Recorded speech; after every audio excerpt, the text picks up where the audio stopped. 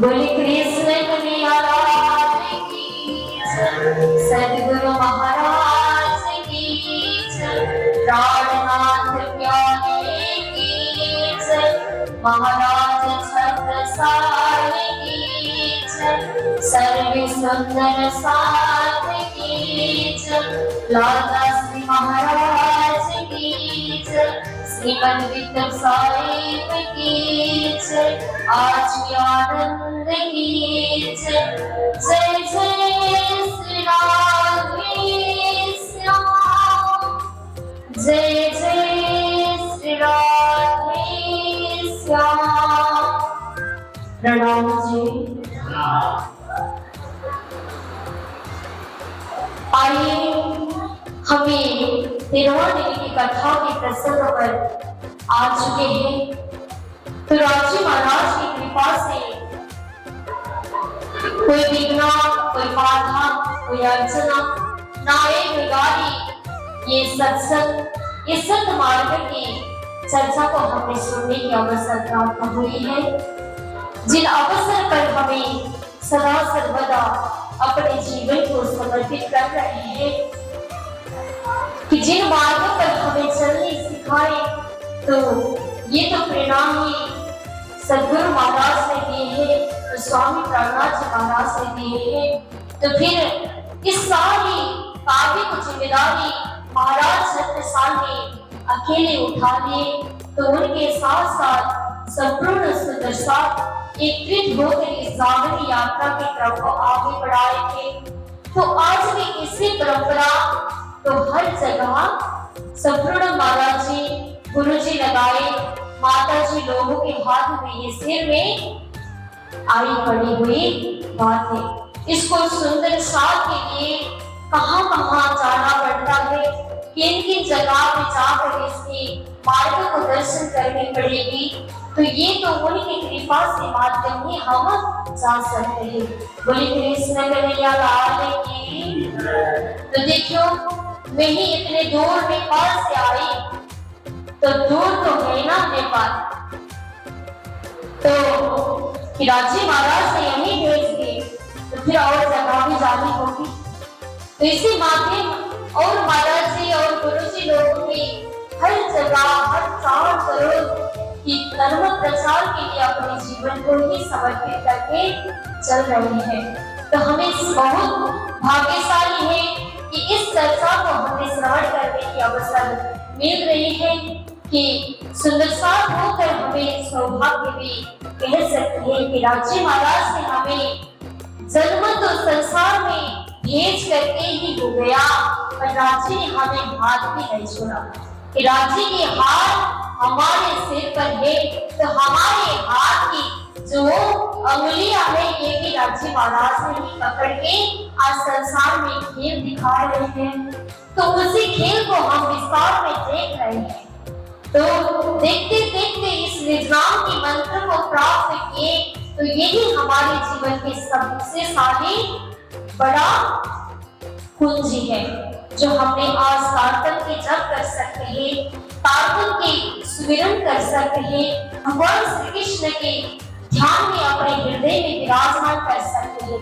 अरसल दोबारा मेरा दिल है, तुम्हारे करो आराम, सेज बिछाओ रोज रोज के, धनी तुम्हारा विश्राम। ये साक्षात पूर्ण ब्रह्म परमात्मा स्वरूप आप मेरे दिल पर ही आकर सेजदा कर रहिए कि हमेशा ही हमेशा आपके मेरे दिल पर रहने की जगह हमेशा ही बन जाए, कि मेरे दिल को छोड़ के आप चले जाएंगे तो मेरा कौन देखभाल करेंगे।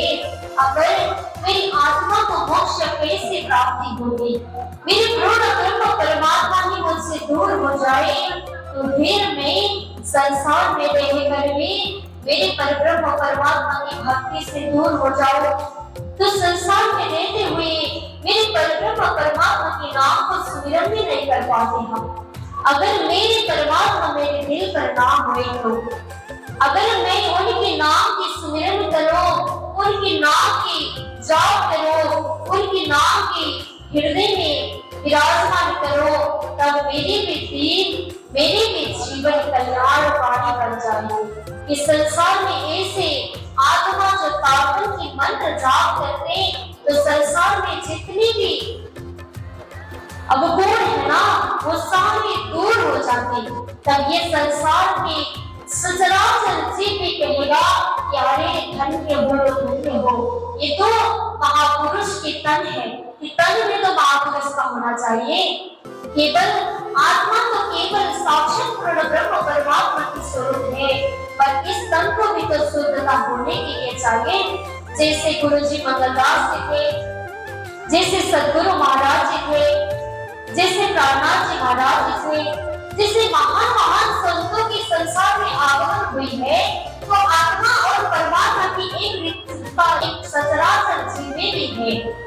पर वो मनुष्य जीवन केवल एक मनुष्य को ही परमात्मा भक्ति के लिए निर्मल कर सकता है, पर संसार में कोई भी जीव ऐसी भक्ति नहीं कर पाएगा। तो वो मनुष्य जीवन ही केवल उस परमात्मा परब्रह्म परमात्मा की चिंतन कर सकता है। तो इसलिए मनुष्य जीवों को कहा है कि उत्तम जीव कहा जाता है। तो इस उत्तम जीव के श्रेणी से ही हमें परमात्मा के नाम को सुमिरन करने की अवसर मिलती है। बोले कृष्ण कन्हैया लाल की, प्राणनाथ प्यारे की। तो हमें इतनी दिन तक ये कीर्तन के श्रवण के हुए सुंदर श्याम जी, पर इस जीवन में प्राणनाथ जी महाराज ने ऐसे ऐसे गहराई चर्चा अवतरण हुई उनके मुखार में तसे कि कहे है कि आत्मा रोग गुरु लग्यो या को दारुणा मिले तभी। हे पूर्ण ब्रह्म परमात्मा सच्चिदानंद स्वरूप, मेरी आत्मा को रोग लगी हुई है, मेरी आत्मा को रोग लगी हुई है, जिन रोग से मैं शिकार हो गया हूँ। जो माया में शिकार होने वाला रोग क्या था? तो वो शिकार करने वाला रोग लोभ, माया, इच्छा, क्रोध,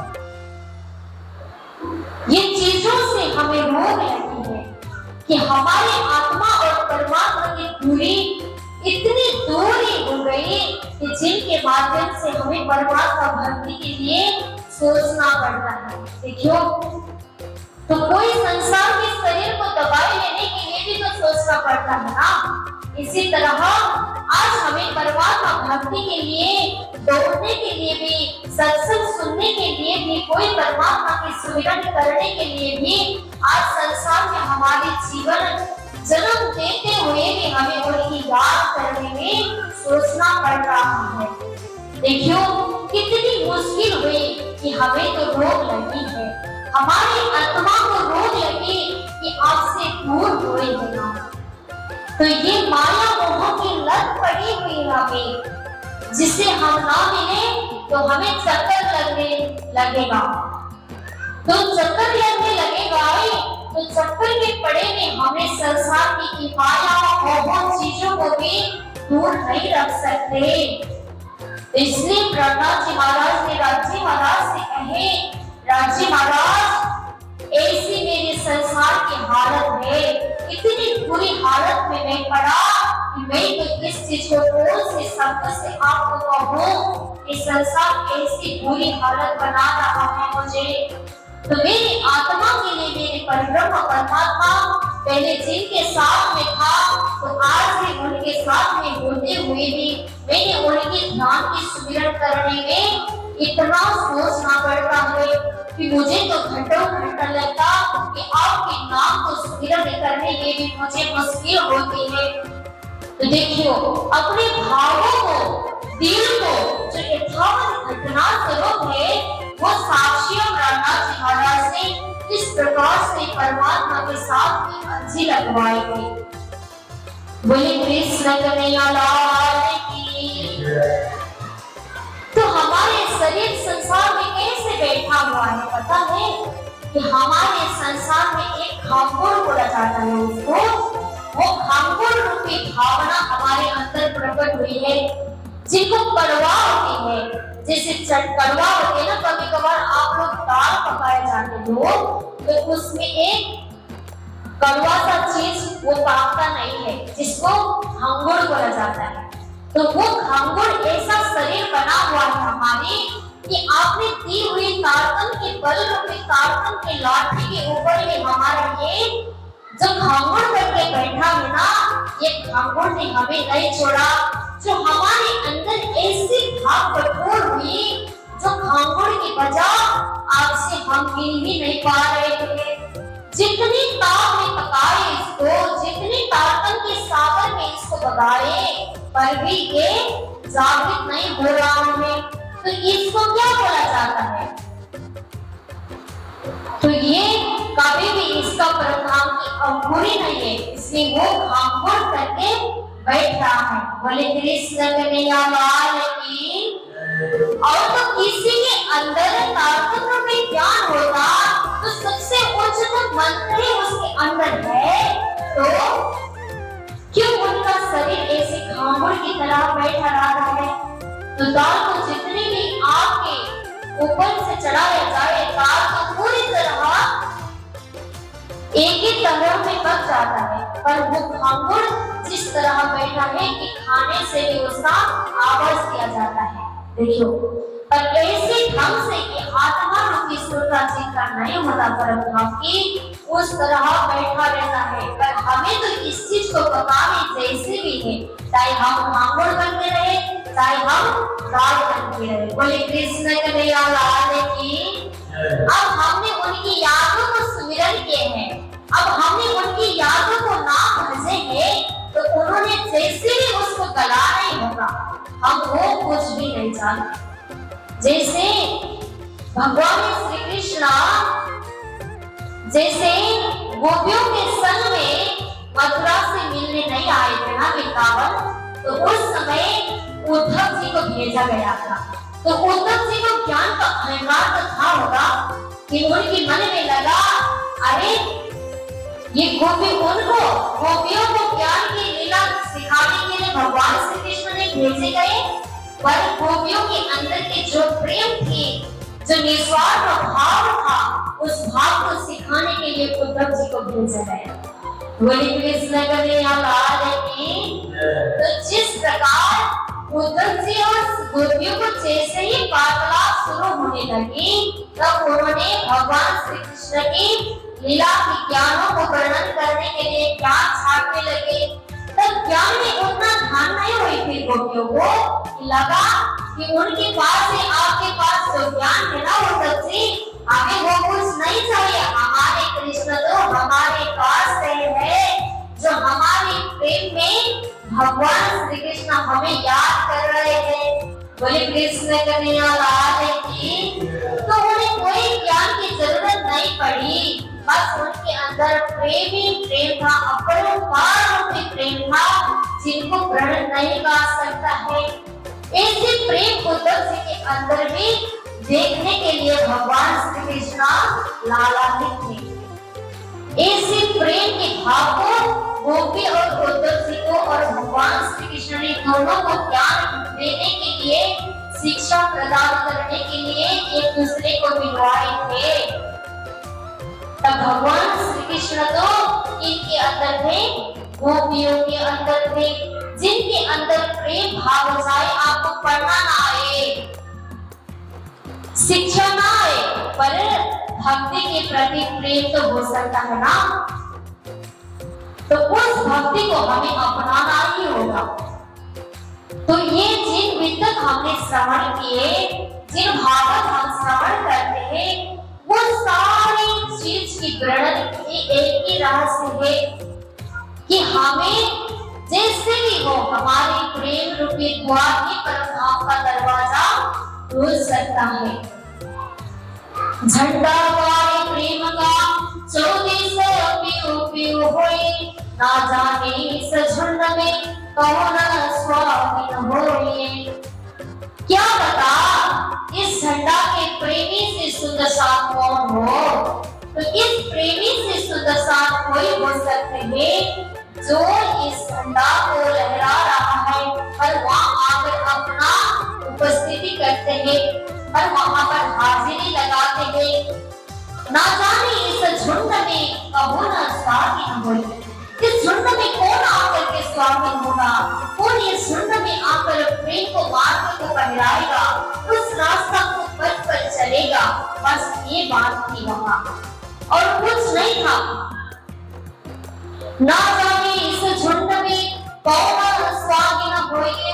तब प्रहलाद जी महाराज ने कहा कि ये झुंड तो अब हमने हराए, अब इस झुंड में आकर इस झंडा में कौन कौन सुंदर जी जहां से भी हो चारों तरफ से ही आकर उपस्थित रहेंगे, तो कौन आकर वहां उपस्थित होगा कोई किसी को पता नहीं है। वो केवल साक्षात पूर्ण ब्रह्म परमात्मा स्वरूप अक्षरातीत भरतार स्वरूप आत्मा के मालिक को ही पता होगा कि उनको इस झंडा में किन किन सुदशा के दिल पर प्रेम श्रद्धा भक्ति निष्ठा होगा, वो केवल वो ही जान सके।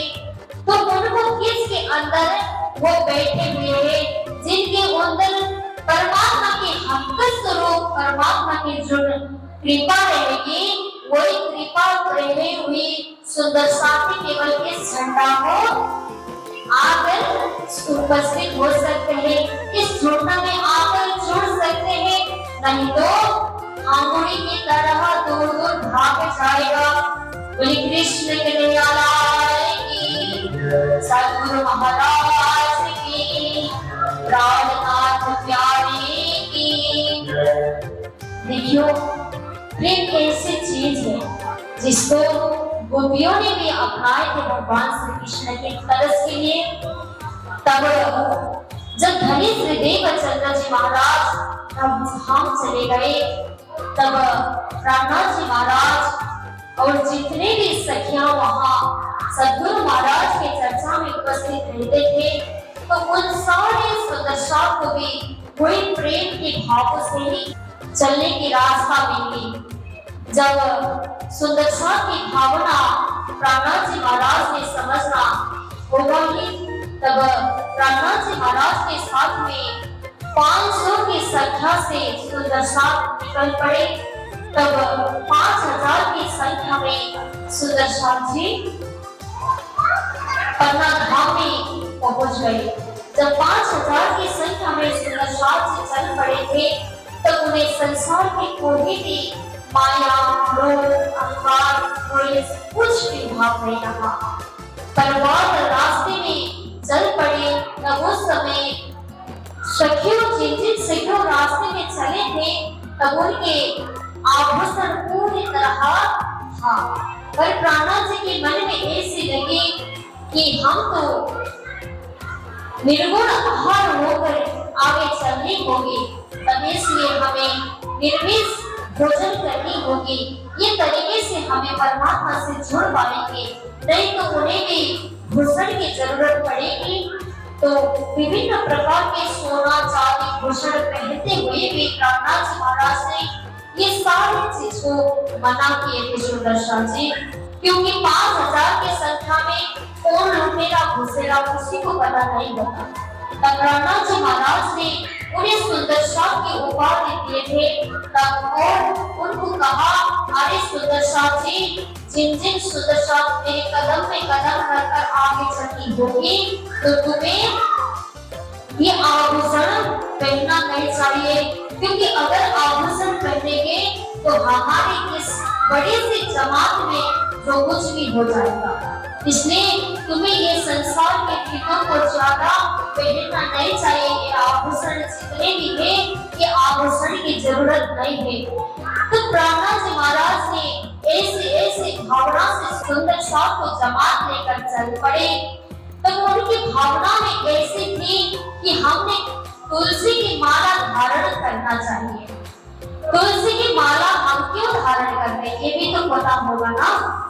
तब ये तुलसी की माला से हमें संसार में हमारे शरीर को पवित्र बनानी होगी, क्योंकि ये तुलसी की माला जब हम पहनते हैं तो हमारे सुबह स्नान करते हैं तो शरीर भर जल क्या होगा, स्नान हो जाएगा, तो शरीर भी पवित्र हो जाएगी।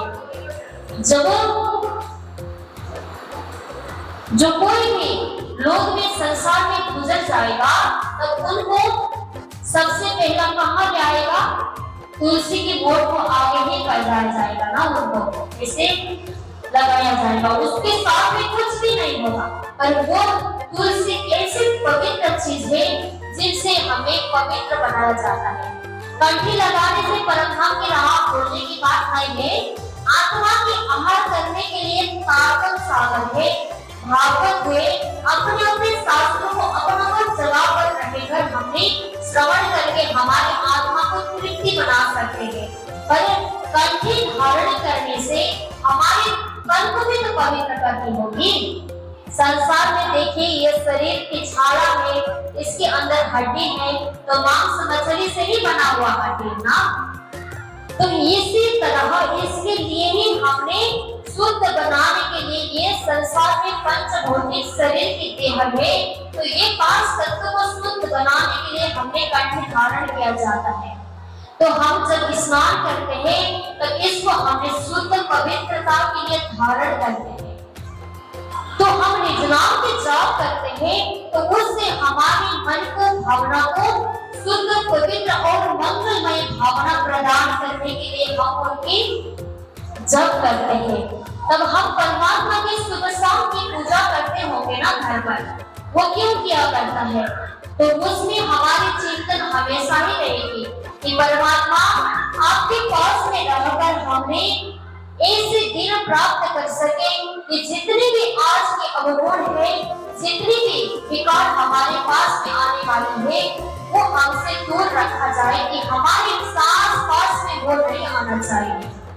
तब शाम को आ जाते, तब अपने घर के जो बुजुर्ग लोग होते हैं, तब उन लोगों से जाकर कहेंगे ना आज कहीं तो जाना होगा, तो उनसे प्रणाम करके ही बाहर निकल जाते हैं।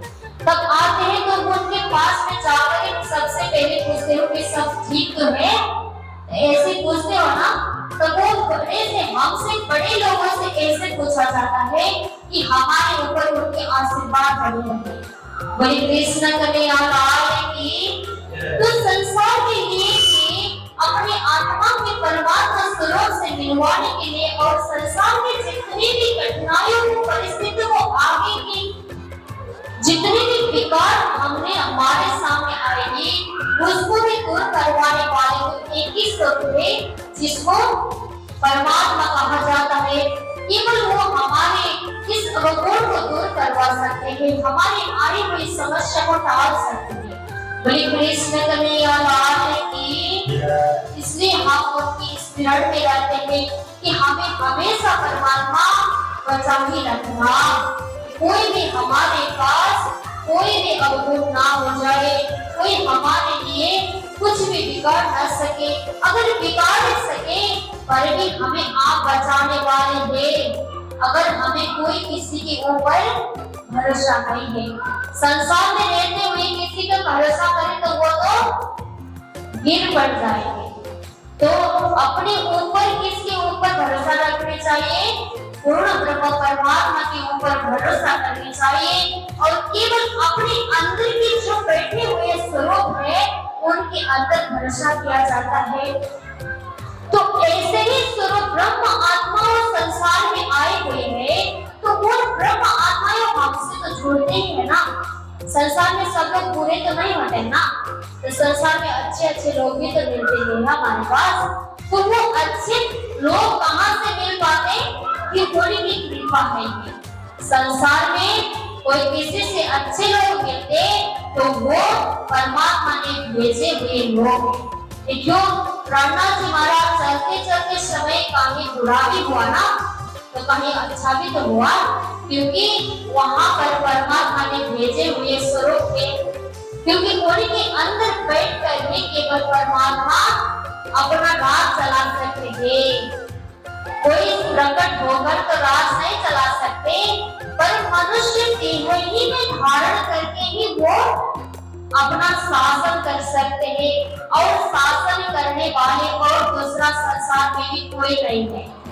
मनुष्य देह प्राप्त करके भी कोई अपने हाथों की बात करे, अगर मैंने किया ये कहे तो अहंकार बोला जाता है।